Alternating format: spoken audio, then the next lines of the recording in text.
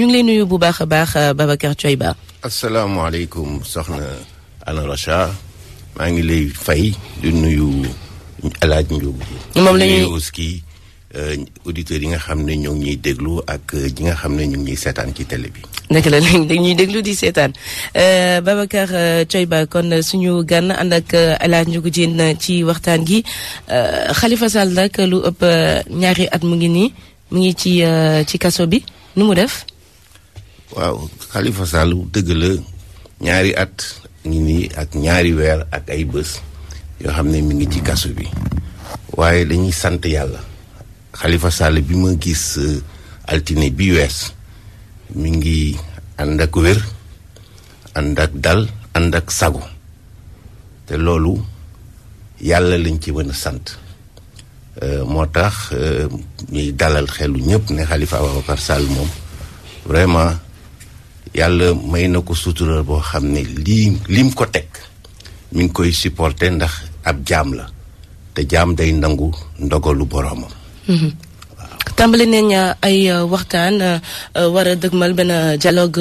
politique depuis 2 semaines maintenant yéen dafa mel ni bokkoo leen kenn invité wu leen ci waxtaan yooyu mais li ñu fay tudd Khalifa Sall bëri na surtout par rapport à une loi d'amnistie est-ce que loolu ngeen di négocier yéen. waaw d'abord may fàttali ne dëgg la woote boobu nga xam ne woote nañ ko pour waxtaan ñun kenn woowuñ ci kenn boolewuñu ci. waaye bu leen fàtte ne taxawu Sénégal ak Khalifa Ababacar Sall dafa bokk ci kuréel boo xam ne dafa boole ñi nekk ci opposition mi front de résistance nationale. te ci biir front boobu ñu bokk am nañ ci taxawaay boo xam ne mooy taxawaay bi nga xam ne barki Demba Ndiaye président Mactar Souran leeraloon na ko fii ci seen émission bi maanaam kenn mënul bañ a wuyu ci woote waxtaan parce que loolu mooy cosaanu Sénégal diisoo waxtaan déggoo juboo waaye dañoo yaakaar ci li nga xam ne moo weesu ci nguuru Macky Sall que mënula woote waxtaan rek ñu ne bërët dem wuyu ji ko moo tax ñu am ay garantie yoo xam ne ñii dañuy wax ay conditions ñii di wax ay préalable mais en réalité ay garantie la ñu soxla bu ci njëkk mooy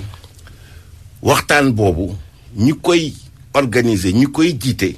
nekk ay nit yoo xam ne ay kàngam yoo xam ne leer na askan wi yëpp ne dañoo tëddee njaxanaay mooy li ñuy wooyee commission cellulaire beneen bi mooy ñu ne ki nga xam ne tey moo jiite réew mi te moom moo woote ab waxtaan na taxaw ci kanam askan wi yëpp mu ne lépp luñ jëlee ci waxtaan bi luñ fa tënk moom jël na engagement ne dina ko respecter parce que comme moom kàddoom du kàddu bi tax nga dóor sa doom dañoo bëgg ci kanamu askan wi yëpp mu jël engagement boobu ñaari garantie yooyu bu ñu ko amee après ci la ñuy seet nan la ñuy demee ci waxtaan. xam nga boobu ak léegi nag ça fait 1 semaine depuis ndaje bu mujj bi bi ngeen déggoo en tout cas ñi fa toogoon déggoo ci ñu taxawal commission boobu am na ay tur yu ñuy wax ñenn ñi ñu ngi weddi sax mais yéen front de résistance yan tur ngeen bëgg ñu bokk ci commission boobu. xam nga commission boobu du nguur gi wala opposition ñoom ñooy ni diw la ñuy jël. loolu dañ koo war a waxtaanee consensus la bien sûr. dañ koo war a waxtaanee. may fàttali ne ñun yónnee nañu ab bataaxal ministère de l'intérieur. ci bataaxal boobu am na lii ma la wax nii bind nañ ko ci. di xaar ba léegi ab tontu. parce que tontu boobu bu ñuy def ci suñu bataaxal ci tontu boobu la ñu mën a sukkandiku pour jëm ca kanam maanaam ñan la ñuy proposer ñun pour ñu jiite dialogue boobu. waaye tontu boobu buñ ko jotagul mënuñoo jàpp ne ñun lañ doon laaj lañ doon sukkandiku ci garantie nguur gi nangul nañu. mais est-ce que yéen si yéen ñooñu Khalifa Sall yi dellu gannaaw amul ci seen taxawaay ndaxte chaque fois da ngeen doon wax ne condition préalable ngir bokk ci dialogue bi mooy Khalifa Sall génn kaso. Karim Wade am amnistie. tey jii wax nga mais tuddoo loolu li nga wax mooy personnalité neutre ak ñu doxal conclusion yi dafa mel ni dellu ngeen gannaaw. dégguloo ma de xam nga dama ne garantie yooyu la ñuy laaj bu ñu amee garantie yooyu ci la ñuy xool naka la ñuy demee ci waxtaan bi parce que waxtaan bi bu ñu cay dem. dañ koy lal ci li ñuy wax terme de référence yooyu ci la ñuy wax naka la waxtaan bi di demee ci la ñuy wax ci yan ponk la ñuy waxtaan ak naka lañ koy waxtaanee yeggaguñu foofu bu ñu fa yeggee lañ ca war a wax ñun en tout cas ñun ñi nga xam ne ñoo ànd ak Khalifa Ababacar Sall ci biir taxawu Sénégal ñun li nga xam ne bokk na ci poñ yi ñu yaakaar ne war nañ koo waxtaanee poñ yooyu mi mbirum Khalifa Ababacar Sall mi mbirum Karim Meïssa Wade incha allah ci poñ yi nga xam ne dañ ko war a boole ci terme de référence mais loolu yeggaguñ ci. ponk yooyu sax moo tax ñu bëri di jot ne dialogue national bi lu mu nar a doon mooy deal maanaam baara yëgoo diggante way politique yi fexe nu ñu génne Khalifa Sall Karim Wade am na mi si ndaxte gisoon nañ ko 2016 bi président woote woon dialogue national fa mu mujjee mooy ay fan lañ ci teg Karim Wade génn kaso est-ce que tey jii doone wàllum baara yëgoo wàllum politique xëy na pexe ngeen wut rek moo waral lii yëpp. ci ay bés la ñu génn wax naa seen i yeneen i naataangoo ni ñun de du ñu jëm ci loo xam ne danga koy méngoo baara yëgoo bu doon baara yëgoo rek moo ñu tax a jóg lii nga xam ne Khalifa Ababacar Sall nangu na ko supporter ci lu weesu ñaari at duñ ca yegg parce que ñëpp xam nañ ne la ko tax a dugal kaso mooy la mu amoon yéene ci réew mi am yéene ci askan wi donc bu dee affaire baara yëgoo la wala dil ni koy tubaab bi di waxee ñun bu ñu fa kenn seet bu ñu fa kenn séntu parce que du ñu dil du ñu baara yëgoo bu ñuy dem ci waxtaan dañuy waxtaan luy jëmal réew mi kanam luy teggi coono yi nga xam ne moom la askan wi dëkkee moom la nekkee bi fi Macky Sall faloog léegi waaye mbirum baara yëgoo moom mënula am ci suñuy mbir te yaakaar naa tamit taxawaay bi nga xam ne moom la opposition bi am du taxawaay boo xam ne pour ñu ànd lëkkaloog Macky Sall ak nguuram ci baara yëgoo déedéet.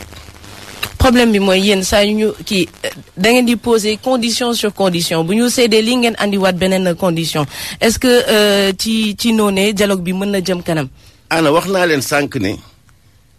ñi yéen journalistes yi da ngeen di wax condition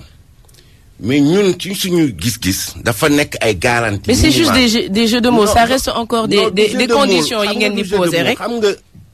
àdduna lu nekk da nga ciy jël jàngat. wax nga ko léegi 2016 woote woon nañ fi dialogue national waaye boo seetloo la ñu def ab show la rek boo xam ne daf doon permettre ki jiite réew mi mu dalal xelu peut-être waa bitim réew ñun duñu nangu dem ci lu mel. bi tamit est-ce que du melaat noonu tam. non en tout cas su suñu gis-gis jaar ba nga xam ne buñ ko jaaree ba yegg si ci dialogue bi yaakaaruñu ne lu mel noonu la war a jur parce que ci benn bat fan kenn mënu cee dialogue mbirum Sénégal dañu yaakaar ni garantie yi ñuy laaj suñ ko amee loolu moo ñuy permettre ñu mën dem ci dialogue boo xam ne benn day nekk dialogue boo xam ne day inclusif maanaam ñëpp la ñuy boole. may fàttali que ne ñun suñu démarche sax nanguwuñu li ñuy wax naan dañuy def dialogue politique fii def dialogue ca la ca des déedéet Sénégal lépp lëkkaloo donc bu ñuy dialogue dañuy def dialogue non seulement inclusif mais dañuy def un dialogue global. boole mbir yi. boole nit ñi parce que politiciens yi mënuñoo nekkee fii askan wi nekkee fii ndax politiciens yi askan wi leen tax a jóg tey bu ñuy dialogue syndicats yi war nañ leen cee boole liggéeykat yi war nañ leen cee boole. c'est un dialogue national le 28 c'est un dialogue national Babacar Thioye waaw d'accord mais xam nga loolu bu dee dafa nar a mel ni comme li amoon 2016 loolu mënul a jur liy jëmale réew mi kanam moo tax ñun ñu ne garantie yi ñuy laaj maanaam ñu teg commission cellulaire boo xam ne ñu ko jiite te ñàkkul ci réew mi. mais lu tax booba léegi baal ma ci dog bi lu tax booba ak léegi mënoo leen wax yéen tur yi ngeen di proposer. justement xam nga wax naa la léegi ne dañoo. waaw Mokhtar Souran wax nañu moom bëggul ñetti nit yéen juróom-ñaari nit ngeen bëgg ci biir commission bi mais wax leen seen i proposition mu leer comme ça. ngeen waxtaan ci benn yoon. wax naa la léegi ne ñun dañoo ab jébbal bataaxal ministre de l'intérieur. di ci xaar tontu. dama yaakaar nag ni nit boo ko bindee la gën a rafet mooy même bu àndul ca la nga koy laaj wala la nga bëgg war na laa tontu donc bis bu ñu joree tontu boobu du ñu dajale suñu kuréel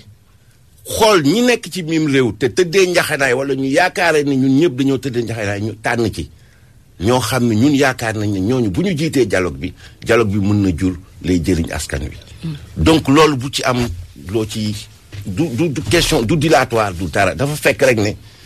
tontu bi nga xam ne moom la ñuy xaar du ministère de l'intérieur moom mooy déterminer taxawaay bi ñuy am ñun sur la suite. mais le 28 di ngeen dem teew ci woote bi. ana déggu wolof xanaa. tontu bi nga xam ne moom le ministre de l'Intérieur di wax. di war ñoo tontu. loolu mooy déterminer la ca des. kon bu leen tontuwul daal doo leen dem ci dialogue bi. xam nga nit bu la nee kaa ñu waxtaan nga ne ko man de fas yéene naa waxtaan bëgg naa waxtaan ndax lu ñor réew mi ñor na ma waaye dama bëgg balaa ñoo jëm ci waxtaan bi lii laa lay laaj. da nga koy tontu boo ko tontoo ne ko lii de. mën naa mais da ngay dem déglu tamit nit ki mais mënoo taxaw. non xam nga boo demee déglu bu la tontoo nga xam loo koy tontu yow tam ne. toog fële xam nga woote bu njëkk ba wuyu woon nañu keroog ba ñu wootee. bi ñu ubbi. waaw xam nga dem nañu wuyu. dégg nañu déglu nañu. bañ ca jógee la ñu jël dogal ne dinañ koy saisir par écrit. waay nangul leen ñu nag ne su ma la bindee war nga maa tontu. boo ma tontoo nag ma xool ndax li nga ma tontu man mën naa cee ànd ak yow wala mënu ma. pourquoi ñu war leen tontu yéen rek bàyyi ñeneen ñi. alors ñun xaw ma ñeneen lu ñu def man li ñu def ñun front de résistance nationale laa xam mooy ñun dañoo bind. ñeneen ñi nag yeneen. di nga alaaji ngoogu man boo ma bindee leetar bataaxal jox ma dama lay tontu ci bataaxal loolu mooy li gën a rafet loolu mooy li gën a yiw nangul leen ñu ko nag. Parti socialiste mu ngi ci ay jafe-jafe am na front bu bees bi ñu gis fan yi est-ce que ça vous donne raison un peu par rapport ak front bu njëkk bi. mooy ak ñoom Khalifa Sall. d'abord dama bëgg leeral ñaari mbir bu njëkk bi mooy ñun lañ doon def du front du dissidence parce que kuy front wala di entrer en dissidence mooy ku wàcc yoon. ñun ñi nga xam ne Khalifa Ababacar Sall moo ñu jiite ñun mosu ñoo wàcc yoon bi nga xam ne mooy yoonu parti socialiste benn ci leeral yi ñaareel bi mooy mënuñ ñoo méngale la ñu nekk ñun ak li xew tey parce que ñun la ñu nekk la ñu ci dugal du wutum poste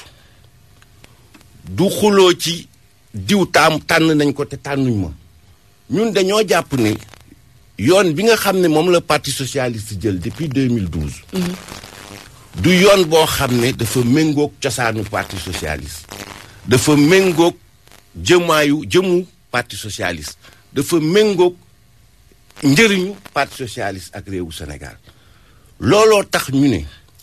ñun ñu dellu si ci li fi maam yi ak baay yi sosoon parti socialiste tegoon.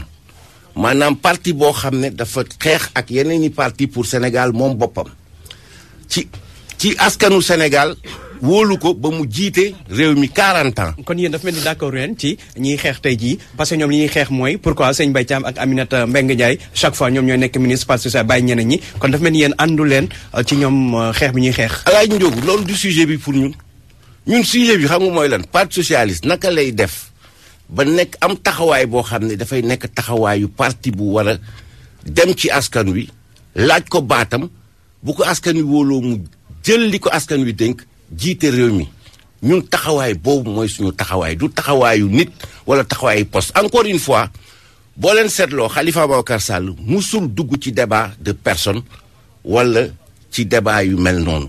chaque fois moom la mu doon wax. mooy la nga xam ne moom lañ mun jàpp ne moo ñu booleeg direction parti socialiste bi dafa nekk question d'orientation ak de stratégie. Est-ce que pour le bien du parti socialiste Ousmane Tanor Dieng warul jógee ci boppu parti bi. loolu dogal la boo xam ne parce que bu dee dañoo jàpp ne ci démocratie la ñu nekk te ñun ñu yaakaar ne parti bu ñu bokk dafa war a nekk parti bu am démocratie dafay dépendre ci ñi nga xam ne ñooy militants yi ñun kay la ñuy regretter mooy parti bi 2012 ba léegi. nanguwul jox kàddu gi